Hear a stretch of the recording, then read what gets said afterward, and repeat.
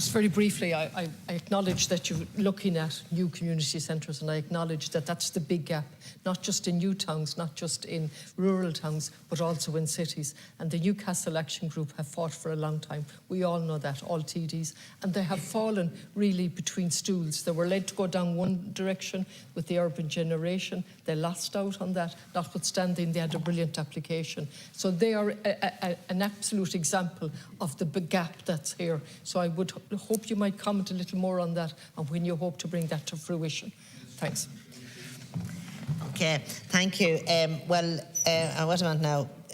First of all, I have to announce some of the successful applications under the Community Centres Fund.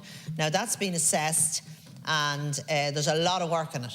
So we're gonna do it in 3 phases. So we'll be doing the smaller ones first, and I hope to get those announced in October. Right, that's the plan. But they're all being processed and assessed independently. So we'll hopefully have that in October.